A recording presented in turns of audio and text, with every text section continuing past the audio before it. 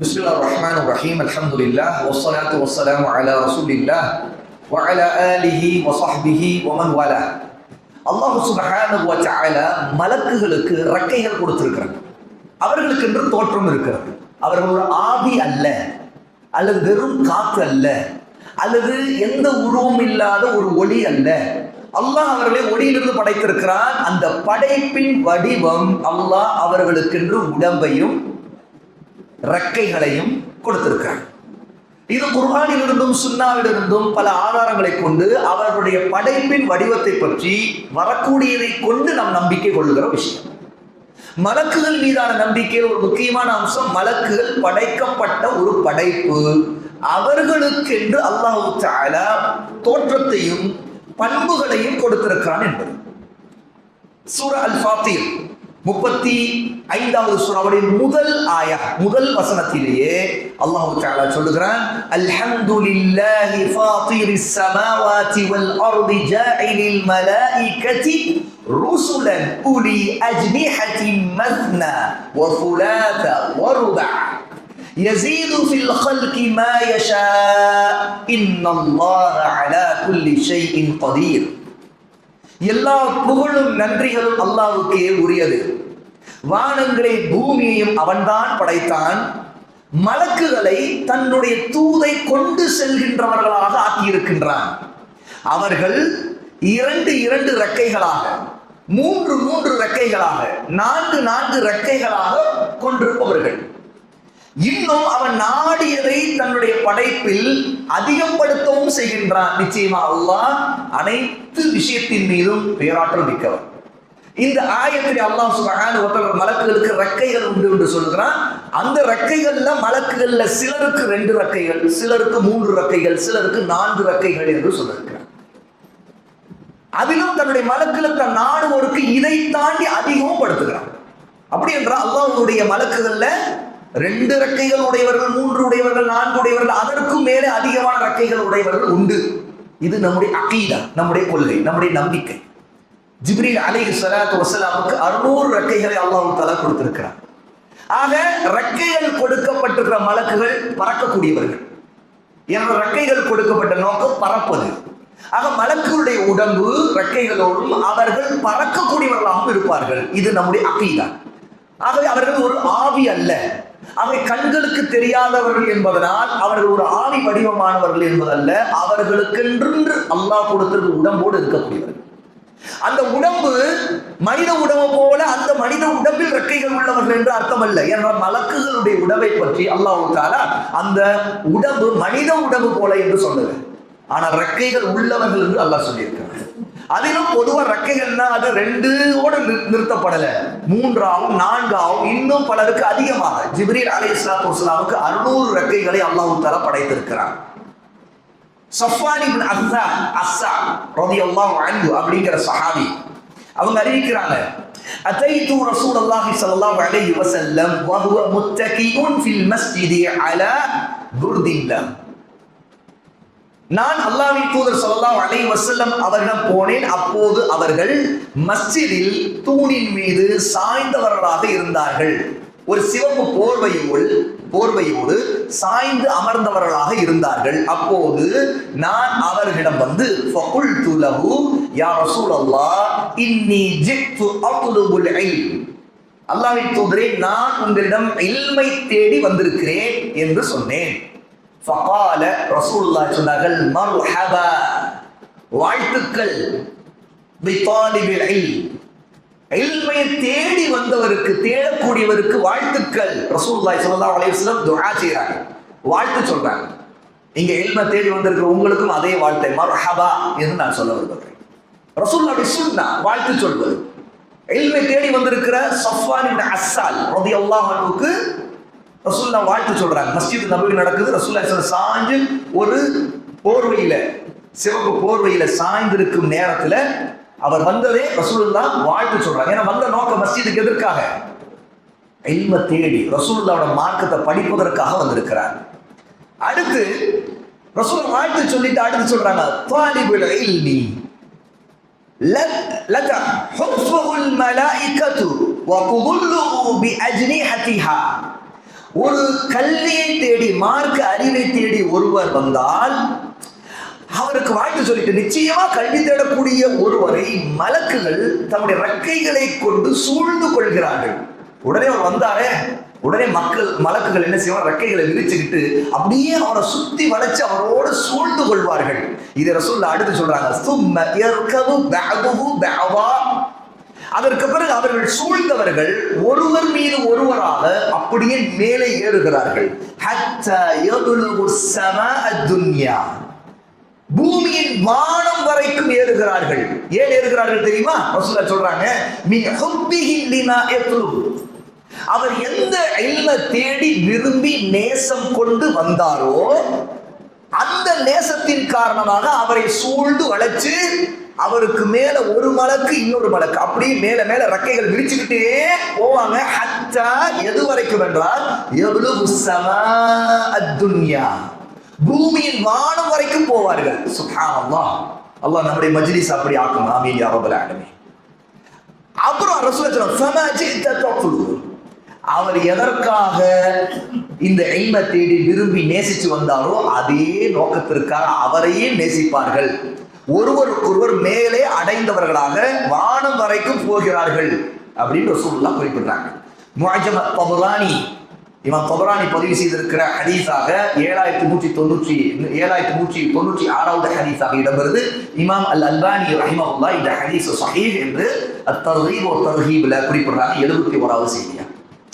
இது ரெண்டு செய்தியை உறுதி செய்து, முதலாவது ரெக்கைகளை விரித்துக் கொண்டிருக்கிற மலக்குகள் அவர்கள் பறந்து வந்து இல்மை தேடக்கூடியவர் மீது போர்த்திக் கொள்கிறார்கள். அவர்கள் ஒருவர் மீது அதே ரெக்கைகளால் பறந்து மேலே ஏறி வானம் வரைக்கும் போகிறார்கள். இரண்டாவது, இல்மை தேடக்கூடியவர் மீது அவர்கள் நேசம் காட்டுகிறார்கள். அந்த நேசத்தின் காரணமாக ரெக்கைகளை பறந்து விரித்துக் கொண்டு அவரிடம் வருகிறார்கள். எந்த இல்மை தேடி அவர் வந்தாரோ அதே இல்மின் காரணமாக அவரை நேசம் கொண்டு, அவர் எந்த இல்மை நேசம் பண்ணாரோ அதற்காக அவரை நேசம் கொண்டு அவரை சூழ்ந்து கொள்கிறார்கள் அப்படிங்கிறாங்க. சுப்ஹானல்லாஹ். எவ்வளவு சுப்ஹானல்லாஹ். கண்ணுக்கு தெரியாத அந்த மலக்குகளுடைய இந்த உலகம், அந்த ஈமானிய கண்ணை கொண்டு பார்க்கணும். ஈமான் நம்முடைய ஈமானை அதிகப்படுத்தும். உண்மையான சஹீஹான ஆதாரபூர்வமான மறைவான விஷயங்களை பற்றிய ஹக்கான குர்ஆன் சுன்னாவுடைய இல்மை நாம் அறிந்தோம் என்றா, இப்ப நினைச்சு பாருங்க, நாம இங்க உட்கார்ந்து இருக்கிறோம், நாம இஹ்லாஸா அல்லாஹ்வுடைய முகத்தை மட்டும் நாடி இந்த இல்மை தேடிக்கொள்ளணும், அகீதாவை படித்துக் கொள்ளணும், மார்க்க அடிப்படைகளை படிக்கணும், இந்த நம்பிக்கைகளை படிக்கணும் அப்படின்னு இல்மை தேடி அல்லாஹ்வுடைய மஸ்ஜிதுக்கு வந்திருந்தோம்னா, இந்த நேசம் நமக்கு இருந்ததுன்னா நம் மீது நமக்கு கண்ணுக்கு தெரியாத அந்த மலக்குகள் நேசம் கொள்றாங்க. உடனே அந்த ரெக்கையில விரித்து கொண்டு நம்ம சூழ்ந்து இருக்கிறாங்க. ஒருவர் அல்ல, ரெண்டு பேர் அல்ல. நினைத்து பாருங்க, ஒருவர் அல்ல, ரெண்டு பேர் அல்ல, வானம் வரைக்கும் போவாங்கன்னா எத்தனை மலக்குகள் சூழ்ந்து இருப்பாங்க. சுப்ஹானல்லாஹ். அல்லாஹ் அக்பர். அதான் ஈமானிய கல்வி. இந்த சந்தோஷம் கிடைக்குமா இல்லையா? இது ஒரு மஜ்லிஸ்ல வந்து இல்மை தேடி உட்காரவங்களுக்கு கிடைக்கிறது. அவர்களை தேடி மலக்குகள் வராங்க, ரெக்கைகளை விரிச்சுக்கிட்டு பறந்து வராங்க என்று ரசூலுல்லாஹி ஸல்லல்லாஹு அலைஹி வஸல்லம் குறிப்பிடுறாங்க. அப்போ இந்த நம்முடைய அகீதா, நம்முடைய நம்பிக்கையில் கொள்கையில் ஒன்று, அல்லாஹ் மலக்குகளை படைத்திருக்கிறான், அவர்களுக்கு தோற்றம் கொடுத்திருக்கிறான், அவர்களுக்கு ரெக்கைகள் கொடுத்திருக்கிறான், அந்த ரெக்கைகள் கொண்டு பறந்து வருகிறார்கள், சூழ்ந்து கொள்கிறார்கள், நம்மை சுற்றி வளைக்கிறார்கள், நம் மீது ஏறுகிறார்கள், நம் தலைக்கு மேல அப்படியே ஏறிக்கிட்டு வானம் வரைக்கும் பறந்து போறாங்க அப்படிங்கிறது. அப்போ இது ஒரு மிக முக்கியமான மலக்குகளை பற்றி நம்ம அறிகின்ற ஆதாரம். அடுத்தது, ரெக்கைகளை கொண்டிருக்கிற மலக்குகள் மிகவும் அழகானவர்களாகவும் அல்லாஹ் அவர்களை படைத்திருக்கிறார். பொதுவாக மலக்குகள் அழகானவர்கள். அதே நேரத்தில் நரகத்துடைய மலக்குகள், நரகவாசிகளை தண்டனை கொடுத்து அவர்களை வேதனை செய்வதற்கு அல்லாஹ் படைத்திருக்கிற மலக்குகள் பார்க்க கொடூரமானவர்கள். ஏன்னா அது நரகவாசிகளுக்கான தண்டனை. அல்லாஹ் தஆலா அந்த மலக்குகளை பார்த்தாலே நரகவாசிகள் செத்து போகிற அளவுக்கு, சாக முடியாது, உயிரோடு இருக்க முடியாது. ஆனா அந்த மலக்குகளை பார்க்கும் போது கொடூரமானவர்களாக, ஏன்னா அவர்கள் தண்டனை கொடுக்கிறவர்கள், கடுமையாக அடிக்கிறவர்கள். உயிர் எடுக்கப்படும் போது ஒரு பாவி அல்லது ஒரு காஃபிர் அல்லாஹ்வை நிராகரித்து விட்டார், அல்லது ஒரு முனாஃபிக் நயவஞ்சகன், அவனுக்கு கடுமையான தண்டனை அவனுடைய முதுகிலும் விழாவிலும் அடித்து அவனுடைய உயிரை பிடுங்கக்கூடிய மலக்குகள் அவன் பார்க்கும் பொழுது அவர்களுக்கு அச்சத்தை ஏற்படுத்துவார்கள். நல்லோரை அவருடைய உயிர் எடுக்கக்கூடிய மலக்குகள், அந்த மலக்குகள் அவருடைய உள்ளத்திலே திருப்தியை, சந்தோஷத்தை, வாழ்த்து சொல்லுவார்கள். அல்லாஹ் தஆலா மலக்குகளுக்கு ஒவ்வொரு சூழலுக்கும் அவருடைய பொறுப்புக்கு ஏத்த மாதிரி தோற்றத்தை கொடுக்கிறார். நரகத்தின் பாதுகாவலர்களாக இருக்கிற மலக்கு கடுமையாக இருப்பார்கள். வகூதுஹா அன்னாஸ் வல் ஹிஜாரா, நரகத்தின் எரிபொருள் மனிதர்களும் கற்களும் தான் என்று அல்லாஹ் தஆலா குர்ஆனிலே குறிப்பிடுகிறார். அந்த எரிபொருளில் கற்களையும் மனிதர்களையும் போட்டு எரிக்கப்படுகிற அந்த நரகத்தில் அங்க இருக்கக்கூடிய மலக்குகள் இரக்கம் இல்லாதவர்கள், பார்த்தாலே பயமுறுத்தக்கூடியவர்கள். அதே நேரத்தில் மலக்குகள் பொதுவாக அல்லாஹ் அவர்களுக்கு கொடுத்திருப்பது அழகுதான், முழுக்க முழுக்க அவர்கள் அழகானவர்கள். ஆகவேதான் யூசுப் அலைஹிஸ்ஸலாத்து வஸ்ஸலாமுடைய வரலாறு படிக்கும் போது நமக்கு ஒரு சம்பவம் வரும். யூசுப் அலைஹிஸ்ஸலாத்து வஸ்ஸலாம் அல்லாஹ்வுடைய படைப்பிலேயே மிக அழகான மனிதன். எந்த அளவுக்கு தெரியுமா? அல்லாஹ் படைப்புல பாதி அழகு யூசுஃபுக்கு கொடுக்கப்பட்டுச்சு. மிஅராஜ்ல ரசூலுல்லாஹ் யூசுப் அலைஹிஸ்ஸலாத்து வஸ்ஸலாம் பார்த்த நேரத்துல வந்துட்டு கீழே வந்து பூமியில இருக்கிற சஹாபாக்களுக்கு சொன்னாங்க, யூசுஃபை பார்த்தேன், அல்லாஹ் படைத்த அழகுல பாதி அழகு அவருக்கு கொடுத்திருக்கிறான். ரசூலுல்லாஹ்வே மயங்கிட்டாங்க அந்த அழகை பார்த்து. பாதி அழகு, அல்லாஹ் படைச்ச மொத்த அழகு ஒரு பகுதி வச்சுட்டு இன்னொரு பாதி யூசுஃபிடம் இருக்கு. அல்லாஹ் எப்படி இருக்கும்? சரி, இப்படிப்பட்ட ஒரு அழகுள்ளவரை ஒரு பெண் பார்க்கிறார். ஒன்றல்ல, பல பெண்கள் பார்க்கிறார்கள். அவருடைய உள்ளத்துல என்ன மனநிலை வரும்? இதுதான் யூசுப் அலைஹிஸ்ஸலாத்து வஸ்ஸலாமுடைய வரலாறுல மிக முக்கியமா சூரா யூசுப் 12வது சூராவுடைய 31வது ஆயத்துல அங்கே பார்க்கிறோம். யூசுஃபுடைய எஜமானி யூசுஃபின் மீது இச்சை கொள்கிறார், ஹராமான உறவுக்கு அழைக்கிறார். அது ஒரு பிரச்சனையாக மாறுகிறது. அவளை பற்றிய தகவல் வெளியே போகிறது. அவளுடைய தோழிகள்லாம் இப்படி அவள் நடந்து விட்டாள் என்று கேட்டு அவளை நினைத்து சிரிக்கிறார்கள். ஆனால் யூசுஃபுடைய அழகுதான் அந்த பெண்ணை அப்படி இச்சையை கூட்டி இருக்குது அப்படிங்கிற விஷயத்த இந்த எஜமானி தன்னுடைய தோழிகளுக்கு உணர்த்த வேண்டும் நினைக்கிறார். அவள் என்ன செய்தால், இன்னும் யூசுப் ஜெயிலுக்கு அனுப்பப்படல, அவள் யூசுஃபை வீட்டுக்குள் இருக்க சொன்னான். தோழிகள் எல்லாம் கூப்பிட்டு ஒரு விருந்து வைத்தான். விருந்து வைத்துட்டு அந்த நேரத்துல எல்லாருடைய கையிலே கத்தியை கொடுத்துட்டான், ஒரு ஆப்பிளை கொடுத்துட்டான்.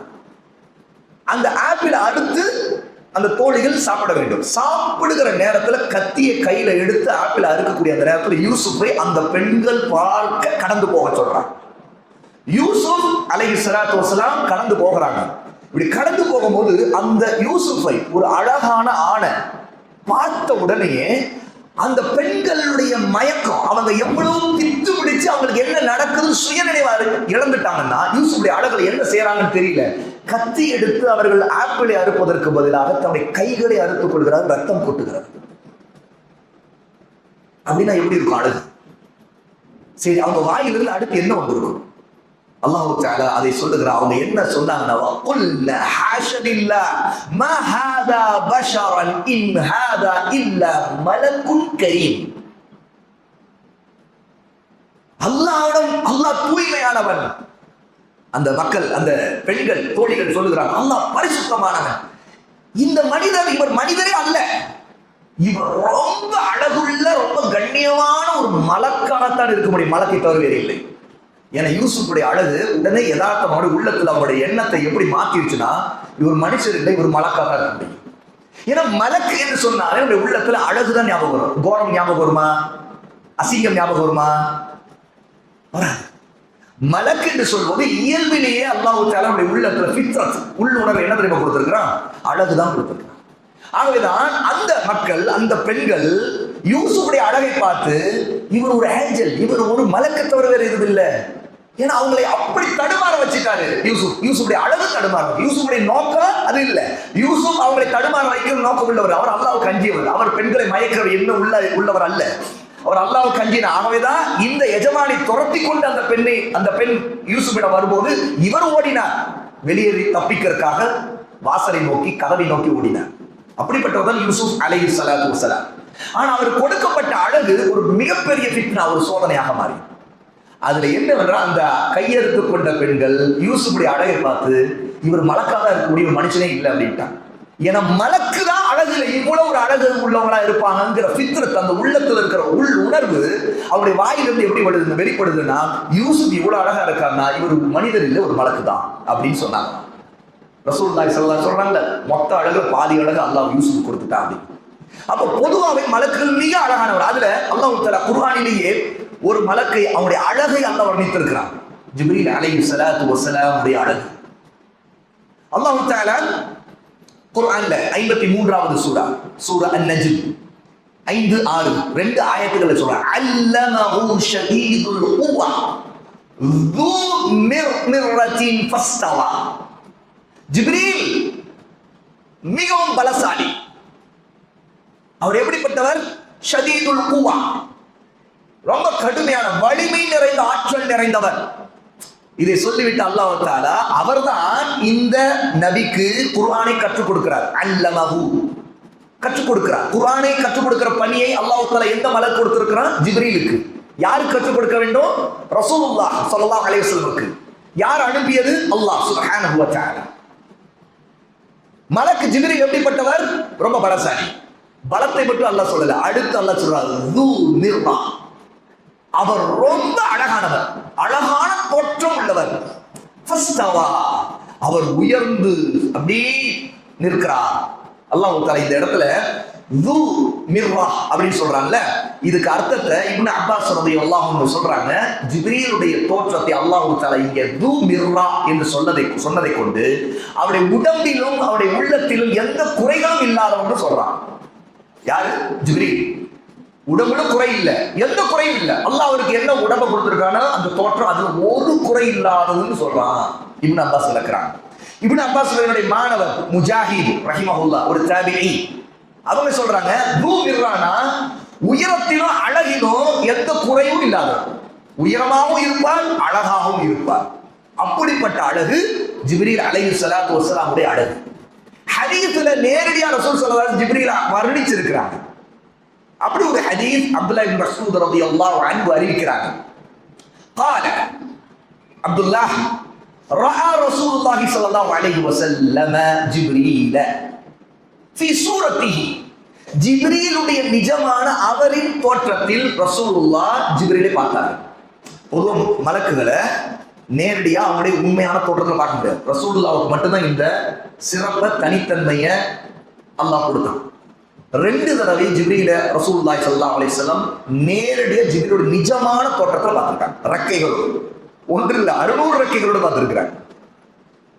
அது ஒரு தடவை பூமியில நடந்தது, இன்னொன்னு மிஅராஜில் நடந்தது. 2 தடவை நடந்திருக்குது. இங்க இப்னு மஸ்ஊத் ரலியல்லாஹு அன்ஹு சொல்றாங்க ரசூலுல்லாஹ் ஜிப்ரீலை அவருடைய நிஜமான தோற்றத்துல ஃபீ சூரத்தி, அவருடைய தோற்றத்திலே பார்த்தார். வலது 600 ஜனாஹின், அவர்களுக்கு 600 ரெக்கைகள் இருந்தன. குல்லு ஜனாஹின் மின்ஹா கத் சத்தல் உஃபுக், ஒவ்வொரு அந்த ரெக்கையும் 600 ரெக்கைகள், ஒவ்வொரு ரெக்கையும் வானத்தை முட்டிக்கொண்டு அதனுடைய அடிவானத்தை தொட்டுக்கொண்டு அப்படி மூடக்கூடியதா இருந்தது. எப்படி இருக்குன்னு நினைச்சு பாரு. 600 ரெக்கைகளை விரிச்சுக்கிட்டு ஜிப்ரீல் இருக்கிறாங்க, எல்லாமே வானத்தை முட்டுது, அப்படி மறைச்சிருச்சு, அப்படி மூடிடுச்சு. அப்படின்னா வானமே தெரியலன்னு அர்த்தம். சுப்ஹானல்லாஹ், எப்படி இருக்கு? ரசூலுல்லாஹ் பார்க்கறாங்க, கண்ணால பார்க்கறாங்க. இது ரசூலுல்லாஹ் இப்னு மஸ்ஊதுக்கு சொல்லி இருக்கிறான். அதனால இப்னு மஸ்ஊத் நாம சொல்றாங்க. ரசூலுல்லாஹ் நேரடியா சொன்னதா இது நான் பார்க்கலைங்கிறக்கா இது ஹதீஸ் இல்லைன்னா ஆயிராது. இப்னு மஸ்ஊத் ரலியல்லாஹு அன்ஹு ரசூலுல்லாஹ்வுடைய சஹாபி, பொய் சொல்ல மாட்டாங்க. சஹாபாக்கள் உதுல், அவர்கள் எல்லாமே நீதியானவர்கள், அவர்கள் சுபூக், எல்லாமே உண்மையானவர்கள். அவர்தான் ஒரு சஹாபி, அது மறைவான விஷயங்களை பற்றி ரசூலுல்லாஹ் சொன்னாங்கன்னு சொல்லாவிட்டாலும் அது ஹக், அது உண்மை, அது சத்தியம். ஏன் சஹாபாக்கள் பொய் சொல்றாங்களா? கற்பனையில சொல்றாங்களா? இல்ல. இப்னு மஸ்ஊத் சொல்றாங்க ரசூலுல்லாஹ் பார்த்தாங்க. ரசூலுல்லாஹ் பார்க்கும்போது இப்னு மஸ்ஊத் பார்த்துட்டு இருந்தாங்களா? இல்ல. ஏன்னா இப்னு மஸ்ஊத் ஒரு மனிதர், சாதாரண மனிதர், அவர் ரசூல் இல்ல. அவர் ஜிப்ரீலை இப்படி பார்க்கல, ரசூலுல்லாஹ் தான் பார்த்தாங்க. ஆனா ரசூலுல்லாஹ் பார்த்தத சொன்னனால இப்னு மஸ்ஊத் தான் சொல்றாங்க ரசூலுல்லாஹ் பார்த்தாங்க. அதுதான் ஒரு ஹதீஸ்ல ரசூலுல்லாஹ் சொன்னார்கள் என்று சொல்லப்படாவிட்டாலும் அந்த ஹதீஸில் அது கைபான மறைவான விஷயங்கள் பற்றி அது இருந்தால் கட்டாயம் அது ரசூலுல்லாஹ் சொல்லாம ஒரு சஹாபி சொல்ல மாட்டார், நம்ம நம்பிக்கை கொள்ளணும். இது நம்முடைய அகீதா. இல்ல இப்னு மஸ்ஊத் வந்து சொந்த கருத்து சொல்லியிருக்காங்க அர்த்தம் இல்லை. நவுதுபில்லாஹ். அப்போ இப்னு மஸ்ஊதிடம் ரசூலுல்லாஹ் தெளிவா சொன்னாங்க எப்படி ஜிப்ரீல் இருந்தார், அவருடைய ரெக்கைகள் எத்தனை, அந்த ரெக்கைகள் எப்படி வானத்தோடு முட்டிக்கிட்டு இருந்துச்சு, இன்னும் அந்த ரெக்கைகள்ல என்ன நிறங்கள், என்ன கொட்டுச்சு, ரெக்கைகள்ல இருந்து கொட்டுது, என்ன கொட்டுது பாருங்க. இந்த ஹதீஸ்ல இப்னு மஸ்ஊத் சொல்றாங்க யஸ்குது மின் ஜனாஹிஹி மின் அத்-தஹாவீல் வத்-துர்ரி வல்-யாகூதி மல்லாஹு பிஹி அலீம். ஒவ்வொரு ரெக்கைகளிலும் அதனுடைய வண்ணமயமான பல நிறங்களை பார்க்கவே கண்ணை ஈர்க்கக்கூடிய நிறங்கள் அதில் இருந்தது. அந்த ரெக்கைகளிலிருந்து முத்துகளும் பவளங்களும் உதிர்ந்து கொண்டிருந்தது. ரெக்கைகள் எவ்வளவு அழகா எல்லாம் படைச்சிருக்கானா, ஜிப்ரீல் அலைஹிஸ்ஸலாத்து வஸலாம் ரெக்கைகள் அப்படி பேர்ல்ஸ், முத்துகள் எல்லாம் உதிர்க்குதான், பவளங்கள் உதிர்கிறதா. இப்படிப்பட்ட நிலையில அந்த விரித்து கொண்டிருக்கிற ரெக்கைகளோடு ஜிப்ரீலை ரசூலுல்லாஹ் ஸல்லல்லாஹு அலைஹி வஸல்லம் நேரடியா பார்த்திருக்கிறாங்க. இது பூமியில நடந்த விஷயம். இதை சொல்லிட்டு இப்னு மஸ்ஊத் சொல்றாங்க, அதனுடைய அழகு அல்லாஹ் தான் மிகவும் அறிந்தவன். ஏன்னா இப்னு மஸ்ஊத் பார்க்கல, ரசூலுல்லாஹ் பார்த்தாங்க. அதனுடைய உண்மையான அழகு வர்ணனையில ஒரு முழு அழகா அறிய முடியுமா? வர்ணனையே இவ்வளவு அழகா இருக்குன்னா உண்மையிலே அல்லாஹ் மிக அறிந்தவன், அந்த அழகு எவ்வளவு அழகா இருந்திருக்கும் அப்படிங்கிறாங்க இப்னு மஸ்ஊத் ரலியல்லாஹு அன்ஹு. இந்த ஹதீஸ், இந்த செய்தி முஸ்னத் அஹ்மதுல 3748வது ஹதீஸாக இடம்பெறுது. இமாம் அல் அல்பானி ரஹிமஹுல்லாஹி தஆலா அவருடைய அல் இஸ்ரா வல் மிஅராஜ் என்கிற ஏட்டுல புத்தகத்துல இது சஹீஹ் என்று உறுதி செய்து பக்கம் 102ல குறிப்பிடுறாங்க. அப்போ ஜிப்ரீல் அலைஹிஸ்ஸலாத்து வஸ்ஸலாம் சரி, பொதுவாக மலக்குகளை அல்லாஹ் தஆலா மிக அழகானவர்களாக பார்க்க கண்குளிச்சு தரக்கூடியவர்களாக பல வண்ண நிறமான ரெக்கைகள் கொண்டவர்களாக அல்லாஹ் படைத்திருக்கிறான் என்பதை இதிலிருந்து நாம் தெரிந்து கொள்கிறோம். அல்லாஹ் தஆலா மலக்குகளுக்கு நிறங்களை கொடுத்திருக்கான். இன்னும் அல்லாஹ் அந்த மலக்குகள்ல அவங்களுடைய நிறங்கள் கொடுக்கப்பட்டதில்லை, அவங்க மேலே போர்த்தி இருக்கிற ஆடை கூட குறிப்பிட்டிருக்கிறான். ரசூலுல்லாஹி ஸல்லல்லாஹு அலைஹி வஸல்லம் ஜிப்ரீல் அலைஹிஸ்ஸலாத்து வஸலாம் பச்சை ஆடையோடு பார்த்தாங்க. சஹீஹுல் புகாரில 3233 4858 ரெண்டு இடங்கள்ல இந்த செய்தி இடம்பெறுது. முதலா ரசூலுல்லாஹி ஸல்லல்லாஹு அலைஹி வஸல்லம் ஜிப்ரீலை பார்த்த நேரத்துல ஜிப்ரீல் ஒரு பச்சை ஆடை அணிந்திருந்தார். அதுவும் அந்த ஆடை இது மனித வடிவத்தில் அல்ல, வானத்தை அடைக்கக்கூடிய ரெக்கைகளை விரிச்ச நிலையில நம்ம பார்த்து சொல்றோம்ல, அந்த நேரத்திலேயே ஜிப்ரீல் மீது பச்சை ஆடை இருந்தது அப்படின்னு ரசூல் ஸல்லல்லாஹு அலைஹி வஸல்லம் சொல்றாங்க. அந்த பச்சை ஆடையோடு நிற்பதை பார்த்தார், ரசூலா பார்த்தாங்க. அடிவானமே மறைஞ்சு போச்சு, வானம் தெரியல, ஜிப்ரீல் மட்டும் தான் தெரிந்தாங்க. பார்த்தா கீழே இருந்து பார்த்தா வெறும் வானம் காண, ஜிப்ரீல் மட்டும் தான் தெரியல, பச்சை ஆடையில் இருந்தாங்க. அப்போ அவங்களுக்கு சில நிறங்கள் கொடுக்கப்படுது, ஆடை கொடுக்கப்பட்டிருக்கு. அந்த பச்சை ஆடையோடு ஜிப்ரீல் இருந்திருக்கிறாங்க என்பதை பார்க்கிறோம். பொதுவாக மக்கள் அறியாமையில் இருக்கிறவங்க, அகீதா பற்றி அறிவில்லாதவங்க, குர்ஆன் சுன்னாவுடைய அறிவில்லாதவங்க மலக்குகள்னாவே வெள்ளையா இருப்பாங்க அப்படின்னு நினைக்கிறாங்க இல்லையா? அது உண்மை இல்லை, அப்படி நினைக்க முடியாது. ஹதீஸ்கள்ல நம்ம கவனித்து பார்த்தா பாருங்க, அவங்களுக்கு பச்சை ஆடை இருந்தது. இன்னும் வேறு நிறங்கள் கூட சொல்லப்பட்டிருக்கு. அதுல முன்கர் நக்கீரை பற்றி சொல்லும் போது அவர்கள் ரெண்டு பேருமே கபர்ல நாம் வைக்கப்பட்ட பிறகு இறந்தவரை எழுப்பி கேள்வி கேட்கக்கூடிய மலக்குகள் ரெண்டு பேர், முன்கர் நக்கீர். இந்த ரெண்டு மலக்குகளும் கரு நீலம் கொண்டவர்கள், நீலத்திலே டார்க் ப்ளூ. ரசூலுல்லாஹி ஸல்லல்லாஹு அலைஹி வஸல்லம் ஜாமிஉ திர்மிதில 1071வது ஹதீஸ், இமாம் அல்பானி ரஹிமஹுல்லாஹ் இது சஹீஹ் என்று உறுதி செய்கிறாங்க. 1391வது செய்தியா அஸ்-ஸஹீஹால. அப்ப அவங்களுடைய நிறம் முன்கர் நக்கீருக்கு டார்க் ப்ளூ, அவங்க கரு நீலம் கொண்டவர்களாக இருப்பாங்க. அவங்களை பார்த்தா கரு நீளமாக தான் தெரியும். இது அவங்களுடைய நிறத்தை ரசூலுல்லாஹ் சொல்றது. இன்னும் மரணிக்க போகிற ஒருத்தருடைய உயிரை எடுக்கக்கூடிய மலக்குகள் அவருடைய முகம் வெண்மையாக இருக்கும் என்று வந்திருக்குது. அதில் நல்லோருடைய உயிரை எடுக்கக்கூடியவருடைய மலக், முஃமின்களுடைய உயிரை எடுக்கிறவர், அவருடைய நிறம், அவர் வெண்மையான முகத்தோடு வருவார். இதே காபிர்கள், அல்லாஹ்வை நிராகரித்து விட்ட பாவிகள், அவர்களுடைய உயிரை எடுக்கக்கூடிய மலக்குகள், அந்த மலக்குள் மௌத் உயிரை எடுக்கக்கூடியவர் கருத்த முகமுடையவராக இருப்பார்கள். கருப்பு நிறம் அவங்க முகம், இவங்க முகம் வெள்ளை நிறம். அதே மாதிரி விசாரிக்க போகிற முன்கர் நக்கீருடைய நிறம் கரு நீலம்.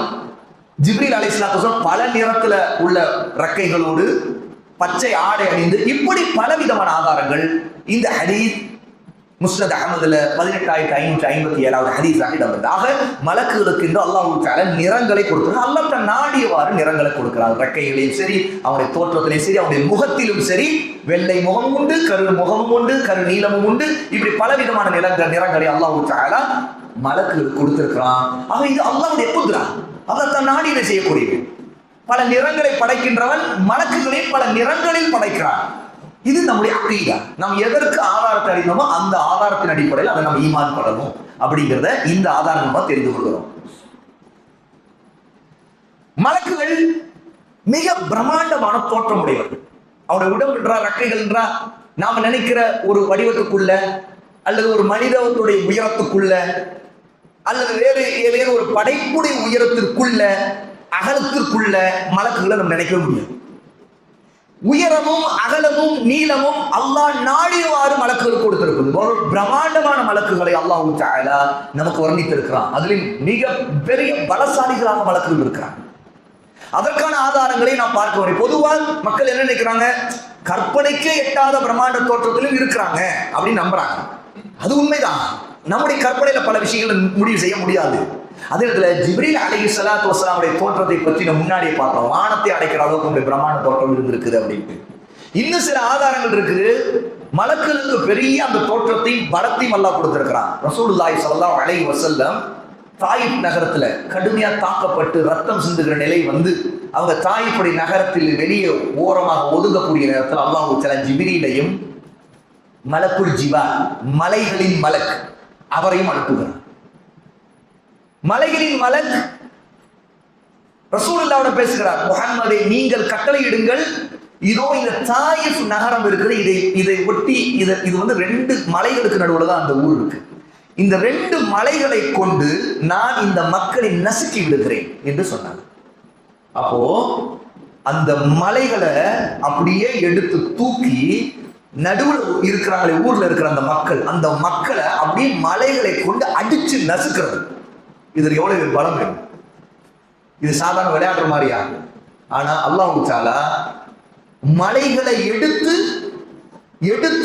அதை கொண்டு அந்த மக்களை அப்படியே நசுக்கி அவங்க மேல போடணும்னா அந்த மலக்குக்கு அல்லாஹ் தஆலா எவ்வளவு பெரிய பலத்தை கொடுக்குறான். இது ஒரு மலக்கு தான் சொல்றது.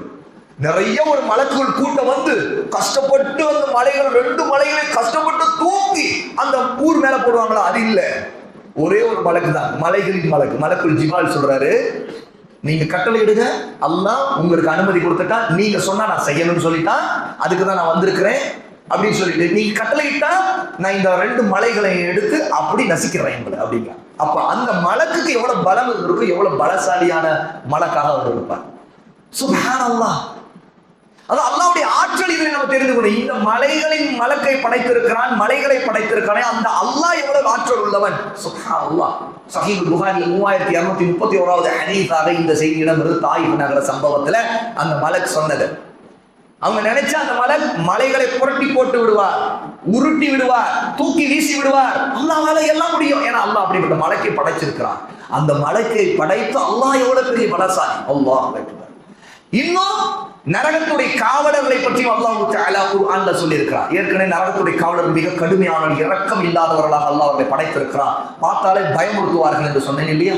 அல்லாஹ் தஆலா வகூதுஹன் நாஸ் வல் ஹிஜாரா அலைஹா மலாயிகத்துன், நரகத்தின் மீது அல்லாஹ் மலக்குகளை பாதுகாவலர்களாக, நரகவாசிகளை தண்டிக்கிறவர்களாக ஏற்படுத்தி இருக்கிறான். அவர்கள் எப்படிப்பட்டவர்கள்? அவர்கள் மிகவும் கடின உள்ளம், இறக்கவே இல்லாத உள்ளம் கொண்ட மிகவும் பலசாலிகள். ஷிதாதுன், அதி பலசாலி. லா யஅஸூன அல்லாஹ மா அமரஹும், அல்லாஹ் ஒன்றை கட்டளையிட்டால் அல்லாஹ்வுக்கு அவர்கள் மாறு செய்யவே மாட்டார்கள். வயஃபஅலூன மா யுமரும், அல்லாஹ்வுடைய கட்டளைகளை அப்படியே அமல் செய்வார்கள், செயல்படுத்துவார்கள் என்று அல்லாஹ் தஆலா 66வது சூரா அத்-தஹ்ரீம் 6வது ஆயத்துல இதை நமக்கு குறிப்பிட்டு காட்டுகிறான். ஆக மலக்குகள் அல்லாஹ் தஆலாவால் படைக்கப்பட்ட பலசாலிகளாக இருக்கிறார்கள். இன்னும் அல்லாஹ் தஆலா குர்ஆனுடைய இன்னொரு ஆயத்துல சொல்ற 69வது சூராவுடைய 17வது ஆயத்துல சொல்றான், வல் மலக்கு அலா அர்ஜாஇஹா வ யஹ்மிலு அர்ஷ ரப்பிக ஃபௌகஹும் யௌமஇதின் ஸமானியா. அந்த நாளில் வானம் வெடித்து அது பலவீனமாகிவிடும், மலக்குகள் அதன் கடைசியில் இருப்பார்கள். அந்த நாளில் அல்லாஹ்வுடைய ரப்புடைய அர்ஷை 8 மலக்குகள் சுமப்பார்கள். மேலிருந்து சுமப்பார்கள். அல்லாஹ்வுடைய அர்ஷ் தான் படைப்புள்ள பெருசு, அது வெறும் 8 மலக்குகள் தான் சுமக்கிறாங்க. அந்த மலக்குகள் எவ்வளவு பலசாலிகளாகவும் வலிமையானவர்களாக இருந்தால் சுப்ஹானல்லாஹ், அவர்கள் எவ்வளவு பெரிய தோற்றம் உள்ளவர்கள் அரிசியை சுமப்பார்கள். இதை நம்ம நினைச்சுப்பாங்க, அல்லாஹ்வுடைய குதிரத்தை நினைச்சுப்பாங்க.